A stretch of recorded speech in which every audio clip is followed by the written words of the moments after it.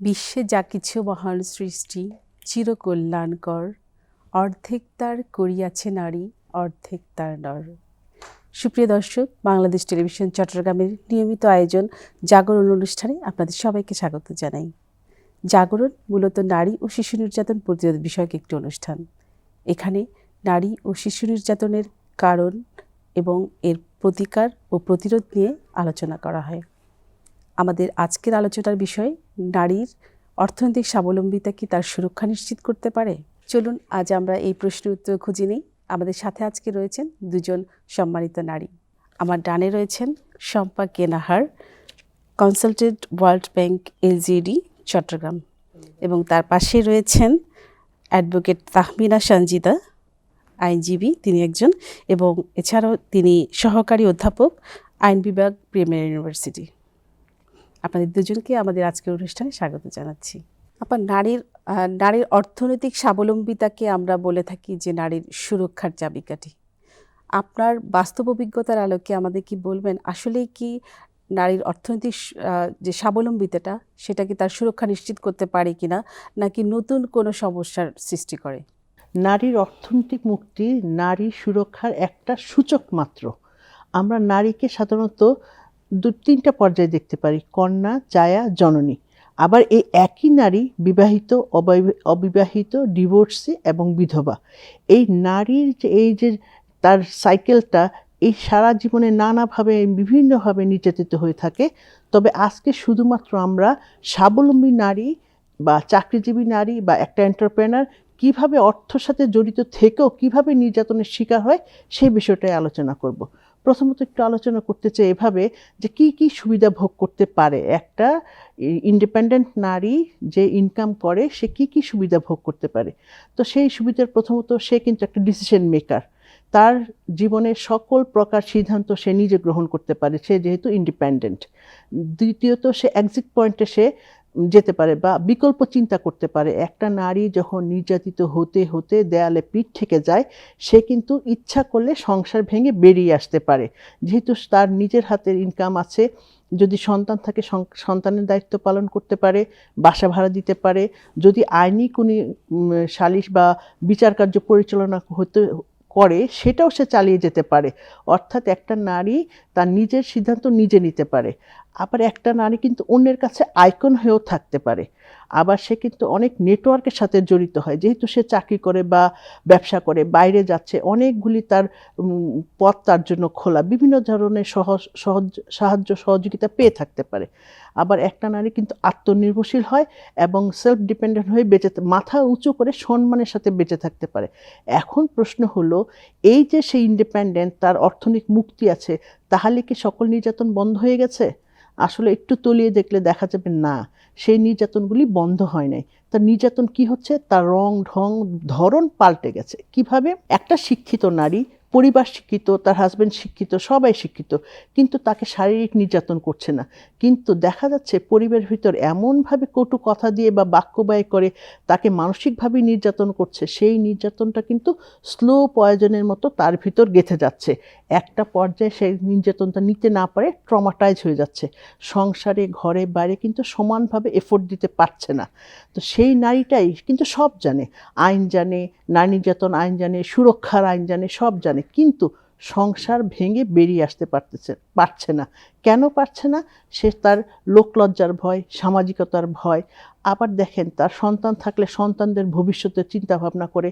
একটা সন্তান মানুষ করার জন্য বাবা মা উভয়ের ভালোবাসা প্রয়োজন, কিন্তু সে যদি সংসার ভেঙে বের হয়ে আসে, তাহলে কিন্তু তার সন্তানটা হয় বাবার কাছে নয় মার কাছে, যে কোনো একজনের কাছে থাকবে, দুজনের ভালোবাসা পাবে না। সন্তানের মুখের দিকে তাকিয়ে সে কিন্তু সংসারে থেকে যাচ্ছে।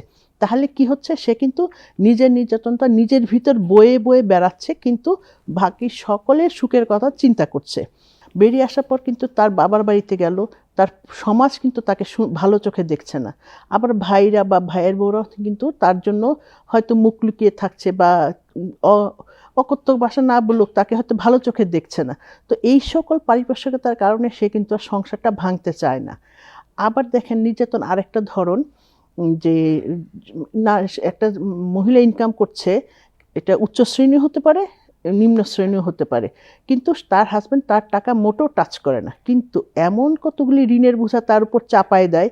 ধরেন একটু শিক্ষিত ফ্যামিলিতে হয়তো কার লোন বা একটা কোনো হাউস লোন তার উপর চাপিয়ে দিল যে তোমার টাকা সংসার দেবার দরকার নেই, তুমি এই লোনগুলি চালাও। আবার নিম্ন শ্রেণীতে দেখেন গার্মেন্টসে চাকরি করে মেয়েটা, তার টাকাটা তার হাজব্যান্ড নিয়ে নিচ্ছে, বা তাকে কিন্তু এমন একটা কিস্তি দিয়ে দিল, সে কিস্তির বোঝাই টানছে, কিন্তু তার ইনকাম সে ব্যবহার করতে পারছে না। নির্যাতনগুলি চলছে, এগুলি কিন্তু একটা মানসিক নির্যাতন। আবার চাকরি করতে গেছে, সেখানেও তাকে ভালো মতো শান্তিতে চাকরি করতে দিচ্ছে না, তার কলিগদের সাথে কথা বললে সন্দেহ করতেছে, মোবাইল বারে বারে চেক করতেছে, এত ফোন আসে কেন, তারপরে যে তার পরিবেশ অবস্থান সব কিছু চিন্তা করে কিন্তু তাকে আর স্বস্তিতে চাকরি করতে দিচ্ছে না। তো সেইটাও কিন্তু একটা মানসিক নির্যাতন। শারীরিক নির্যাতন যত হচ্ছে, মানসিক নির্যাতন ততটাই হচ্ছে। আমরা কিন্তু এই নির্যাতনটা চোখে দেখতে পাই না। তারপর আরেকটাভাবে চিন্তা করেন যে কোনো গেস্ট আসলো, নারীকে ছুটি নিতে হচ্ছে, সংসারে কেউ অসুস্থ হলো, নারীকেই ছুটি নিতে হচ্ছে। আবার কোনো কিছু ধরেন বয়স্ক কেউ অসুস্থ হয়ে গেল, সেখানেতে নারীকেই দেখাশোনা করতে হচ্ছে। তো পুরুষটা কিন্তু সেখানে অনেকটা সেফ, তার ক্যারিয়ার নিয়ে চলে যাচ্ছে, কিন্তু এই সকল বাধা বিপত্তি কেটে নারীটা কখনো মাথা উঠে দাঁড়াতে পারছে না। তো নির্যাতনটা প্রত্যক্ষ পরোক্ষভাবে নারীর উপর এসেই বর্তায়। কিন্তু আমরা কিন্তু পুরুষ বিদ্বেষী না, আমরা চাচ্ছি যে সমাজটা যাতে সুন্দর হোক। এই সে নির্যাতন হোক, তখনই সুস্থভাবে পরিবারটা সুস্থভাবে হবে, তখন যদি দুজনের পারস্পরিক সহমর্মিতা বা দৃষ্টিভঙ্গির পরিবর্তন হয়, তাহলে একটা সুস্থ ধন্যবাদ আপা, আপনি অত্যন্ত চমৎকারভাবে সমাজে বাস্তব চিত্রটাকে তুলে ধরেছেন। আপা, আপনি একজন আইনের শিক্ষক, আপনার কাছে আমার প্রথম প্রশ্ন যে একজন নারী তার নিজস্ব অর্থনৈতিক সাফল্যতা সত্ত্বেও, সম্পত্তি থাকা সত্ত্বেও সে উত্তরাধিকারী সূত্রে বিভিন্ন রকমের সম্পত্তি পেয়ে থাকে, তো সেই ক্ষেত্রে আমাদের কি কি আইন রয়েছে? যে আসলে আমাদের সমাজে আমাদের যে উত্তরাধিকার আইন, বিশেষ করে নারী পুরুষ উভয়ের ক্ষেত্রেই আমাদের উত্তরাধিকারটা আসলে ধর্মীয়ভাবে বা আমাদের যে পার্সোনাল ল সেটা দ্বারা নিয়ন্ত্রিত হয়। প্রথমে যদি আমি বলি, আমাদের যেহেতু সংখ্যাগরিষ্ঠ বাংলাদেশের মুসলিম সমাজ, তো মুসলিম যে পারিবারিক আইন আমাদের আছে সেটা মূলত আপনার মুসলিম পার্সোনাল ল, যে শরিয়া যে ইমপ্লিমেন্টেশন অ্যাক্ট 1937 সেটা দ্বারা নিয়ন্ত্রিত হয়। এবং এটার মাধ্যমে আপনার মুসলিম যে শরিয়া আইন আছে সে অনুযায়ী মূলত আমাদের নারীদের যে সম্পত্তিতে যে অধিকার, সে সম্পত্তির অধিকারগুলো নিশ্চিত হয়।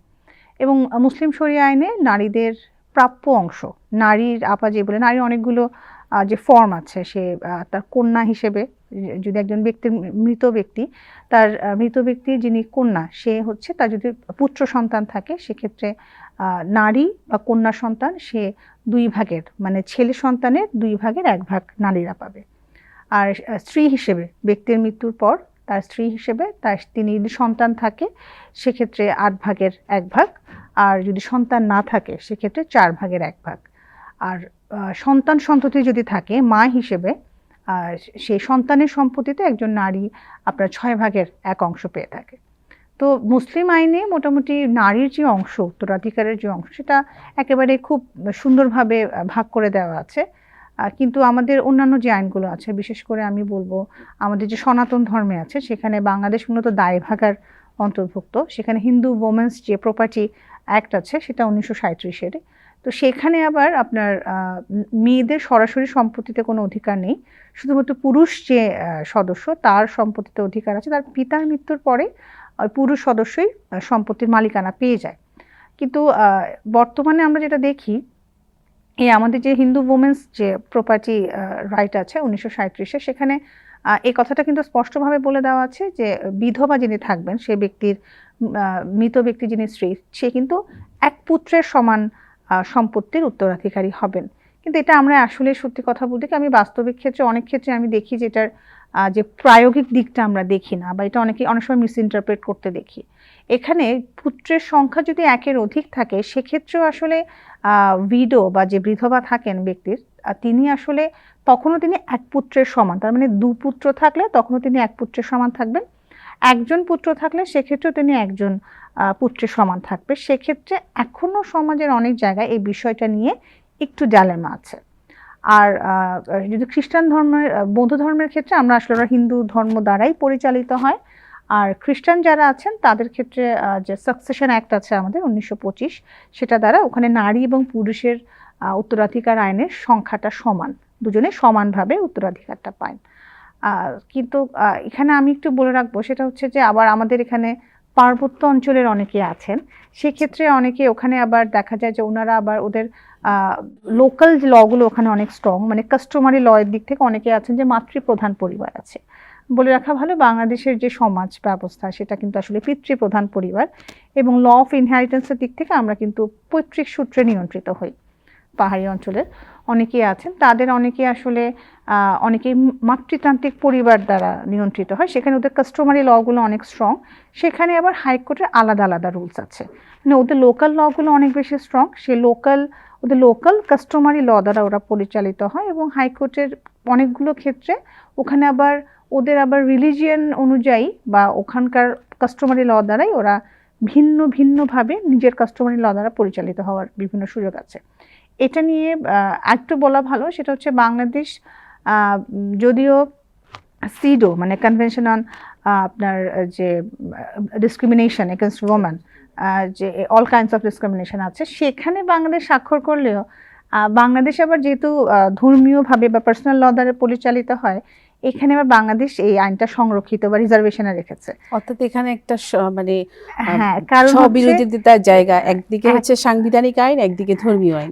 সাংবিধানিক আইনে যেখানে 88 বলা আছে যে রাষ্ট্রের সর্বজনীন সবগুলো ক্ষেত্রে নারী পুরুষ সমান অধিকার পাবে, তো সেখানে আবার দেখা যাচ্ছে ধর্মীয় দিক থেকে ধরতে গেলে সেখানে আবার যেহেতু পার্সোনাল লটা অ্যাপ্লিকেবল হচ্ছে, সেখানে কিছু কিছু জায়গায় আমাদের সাংঘর্ষিক অনেকগুলো বিষয় আছে, যেখানে আমি বিশেষ করে মানে সনাতন ধর্মের কথা বলবো, যেখানে মেয়েদের ক্ষেত্রে মানে পুত্র সন্তান না থাকলে তখন হয়তো মেয়েদের দিক থেকে মেয়েদের সম্পত্তিটা পাওয়ার অধিকারটা সৃষ্টি হয়, তাও আবার সেই মেয়ে যদি পুত্রবতী হয়, তার মানে হচ্ছে একজন মেল মেম্বার না থাকলে সেখানে তার সম্পত্তি পাওয়ার অধিকারটা কিন্তু অনেক ক্ষেত্রে কমে যায় যদি তার কন্যা সন্তান হয়।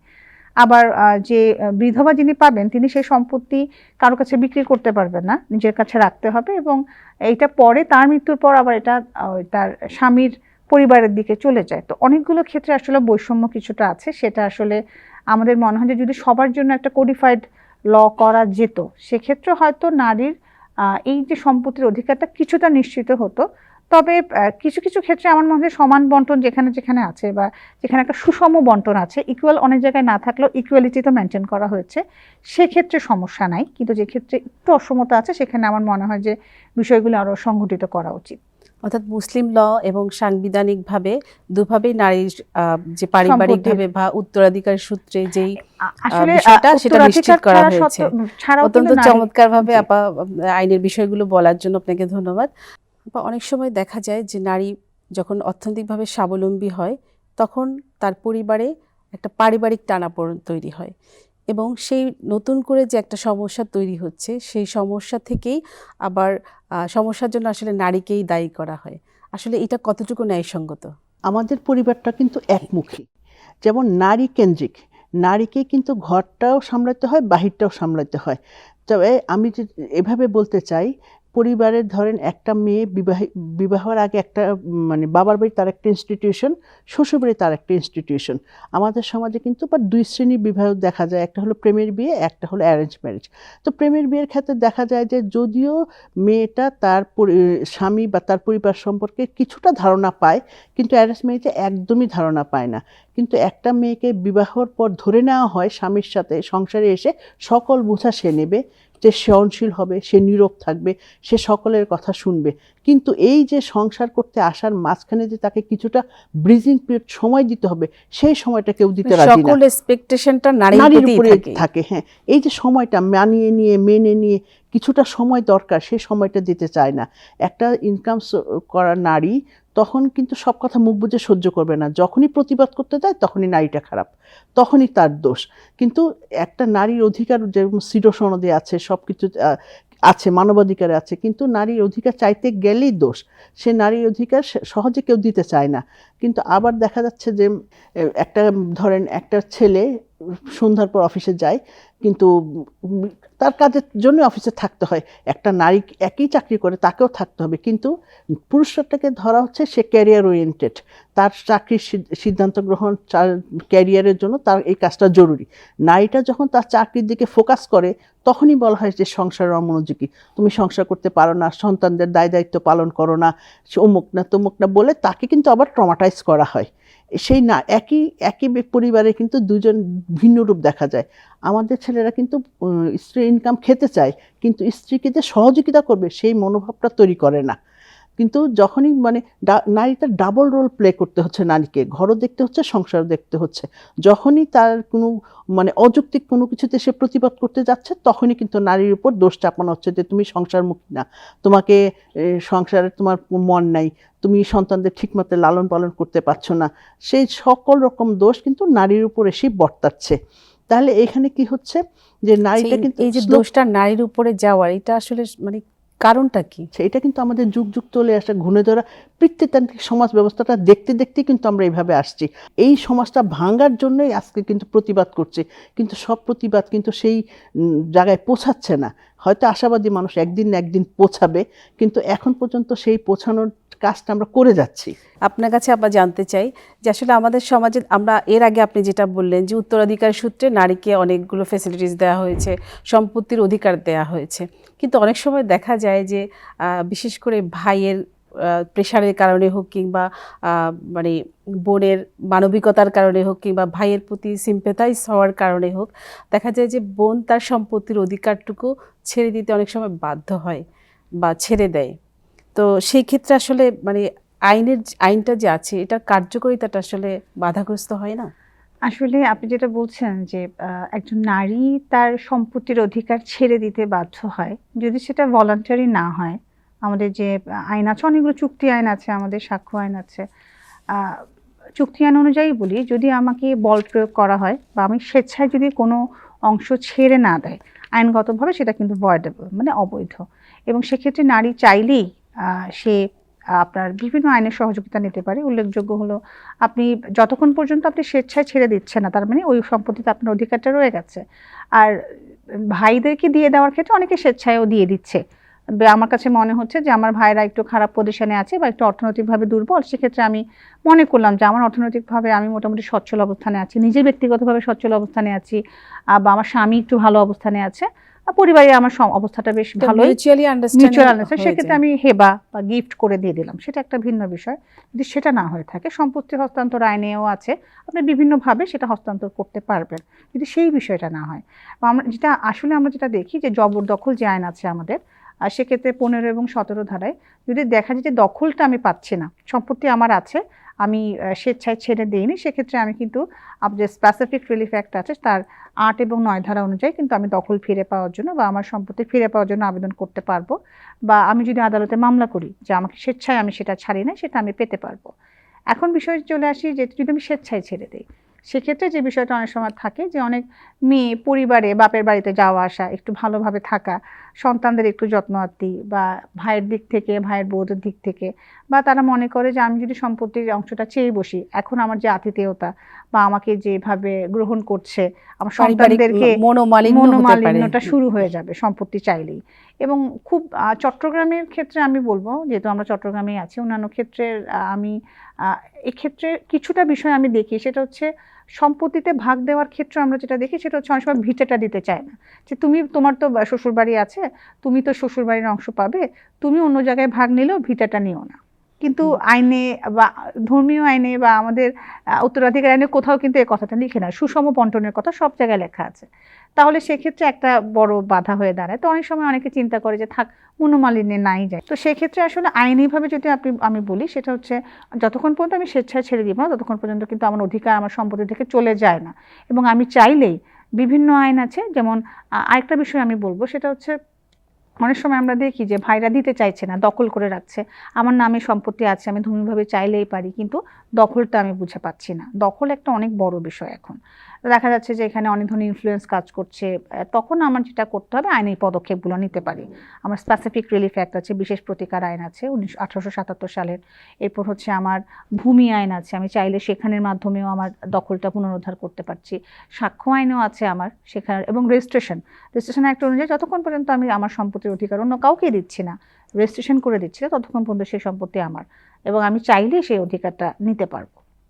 আমরা আসলে দেখা যায় যে নারী যখন ইনকাম করে, অর্থাৎ আয় করে তার নিজের স্বাবলম্বিতার জন্য, কিন্তু যখন সে তার আয়টা ব্যয় করতে যাবে, অর্থাৎ সে সিদ্ধান্ত নিতে যাবে, সেক্ষেত্রে দেখা যায় যে পুরুষ তখন চিন্তা করে যে সে তার কর্তৃত্ব হারাচ্ছে কিনা, এবং সেই চিন্তার জায়গাটা থেকে কি আপনি মনে করেন যে সহিংসতা সৃষ্টি হতে পারে? এটা একটা পয়েন্ট যে সহিংসতা সৃষ্টি হচ্ছে পুরুষ যখন তার কর্তৃত্ব হারাচ্ছে। কিন্তু একসময় দেখেন পুরুষ পরিবারের প্রধান ছিল, সেই কিন্তু সকল সিদ্ধান্ত নিত, সে পরিবারের কর্তা, তার ইচ্ছা অনুযায়ী সব কিছু পরিচালিত হতো। যখন নারী ইনকাম করা শুরু করছে, তার টাকাটা কোথায় খরচ হচ্ছে সেটা কিন্তু সে জানতে চাইবে। যখনই জানতে চাচ্ছে তখনই কিন্তু সংসারের ভিতরে একটা চূড়ান্ত সংঘাত সৃষ্টি হচ্ছে। কিন্তু এই জায়গাটায় মানে পুরুষ কিন্তু তার ভয় পাচ্ছে যে তার কর্তৃত্বটা তার হাত থেকে চলে যাচ্ছে।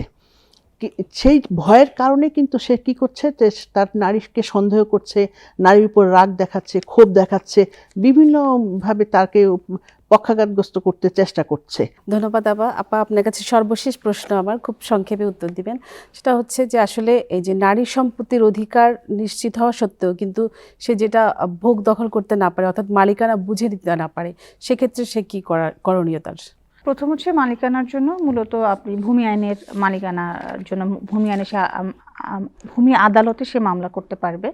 এবং এছাড়াও হচ্ছে আপনার দখল পুনরুদ্ধারের জন্য, মালিকানার জন্য সে স্পেসিফিক রিলিফ অ্যাক্টের অধীনেও মামলা দায়ের করতে পারবে, ধারা 8-এর অধীনে, আর ভূমি আইনের অধীনেও সেই মালিকানার জন্য আপনার মামলা দায়ের করতে পারবে। এছাড়াও বিশেষ যে প্রতিকার আইন আছে আমার, সেই আইনের অধীনে সে চাইলেই তাকে যদি দখলচ্যুত করা হয়, সেক্ষেত্রে জবরদখল আইনের অধীনে আমাদের চুক্তি আইন আছে 15 এবং 16 ধারায় সে আবেদন করতে পারবে। এবং তাকে যদি জোর করা হয়, মানে ফোর্সফুলি কোনো কিছু আদায় করা হয় বা ভয়ের মুখে কোনো কিছু কেড়ে নেওয়া হয়, সেক্ষেত্রে সে ওই একই আইনের অধীনে, অর্থাৎ নারী সেক্ষেত্রে আইনি সুরক্ষাটা পাচ্ছে। কিন্তু সমস্যাটা একটু ভিন্ন, একটু করে বলতে চাই। সেটা হচ্ছে আসলে অনেক সময় আমাদের আইনের যে দীর্ঘসূত্রিতাগুলো আছে, সেগুলোর কারণেও দেখা যায় যে সঠিক সময়ে আসলে অনেক সময় সে অধিকারটা পায় না যখন তার পাওয়া দরকার। অর্থাৎ নারীকে তার আইনের আশ্রয়গুলো নিতে হবে, তাহলে সে সুরক্ষিত হবে। আপনার কাছে খুব সংক্ষেপে জানতে চাই যে আসলে যে নারী নির্যাতন, এইটা তো মূল শুরুটা হচ্ছে পরিবার থেকে। তো সেক্ষেত্রে প্রথমত পরিবারই এটার দায় দায়িত্ব নেবে, কিন্তু আমাদের সামাজিক দৃষ্টিভঙ্গি কতটুকু পরিবর্তন হলে নারী সুরক্ষিত হবে? এখানে পরিবারের কথা একটু বলি। পরিবার যেহেতু প্রথম এবং প্রধান সূতিকার, পরিবারের ভিতর যদি নৈতিক শিক্ষাটা থাকে, সেই সমাজে পরিবারের কিন্তু একটা সন্তান কখনো বিপথে যেতে পারে না। অন্যের প্রতি সম্মান প্রদর্শন থাকলে পরবর্তীতে সেখানে সম্মানটা তার বজায় থাকবে। আর সমাজের কথা যদি বলি, সমাজ কিন্তু ধরেন সমাজে বিভিন্ন শ্রেণীর চেয়ারম্যান, মেম্বার, যারা সমাজের হর্তাকর্তা বা বিচার করে, সালিশ করে, তাদের কিন্তু মুক্ত চিন্তার অধিকারী হতে হবে। তারা কিন্তু এক পেশি বিচার করলে হবে না, দুজনের কথা, দুপক্ষের কথায় সমান শুনতে হবে এবং একটা মুক্ত মানে যুগোপযোগী একটা সলিউশন দিতে হবে। এই একটা গেল। আরেকটা হলো শিক্ষা প্রতিষ্ঠানে কিছুটা ভূমিকা থাকে। ঘর থেকে বের হয়ে দীর্ঘ সময় স্কুলে থাকে, স্কুলে তথ্যের অনেক তথ্য পেতে পারে, একের প্রতি অন্যের সম্মান প্রদর্শন বিষয়ে আমরা স্কুলে শিখতে পারি। সাইকোসোশিয়াল প্রোটেকশন কেয়ার স্কুল থেকে শিখতে পারে। পরিবার, সমাজ এবং শিক্ষা প্রতিষ্ঠান সকল ক্ষেত্রে মিলিয়ে একটা সুনাগরিক গড়ে তোলার জন্য যেভাবে তৈরি করা দরকার, সেভাবে আমরা একটা মানুষকে তৈরি করতে পারি। নারী এবং পুরুষ বলছি না, আমরা একটা মানুষ তৈরি করতে পারি। আমরা যদি একটা মুক্ত চিন্তার, একদম আধুনিক মননের মানুষ তৈরি করতে পারি, তাহলে আমাদের সমাজ একদিন না একদিন পরিবর্তন হবে, নতুন সূর্য উঠবেই, আমাদের সমাজ একদিন সুপ্রতিষ্ঠা হবেই হবে। আপনাদের দুজনকে আবারও ধন্যবাদ জানাচ্ছি। নারীর অর্থনৈতিক স্বাবলম্বিতাই কি নারীর সুরক্ষা নিশ্চিত করতে পারে? প্রশ্ন রইল। সুপ্রিয় দর্শক, আপনাদের সবাইকে আন্তরিক শুভেচ্ছা ও ধন্যবাদ জানিয়ে শেষ করছি আজকের মতো। আল্লাহ হাফিজ।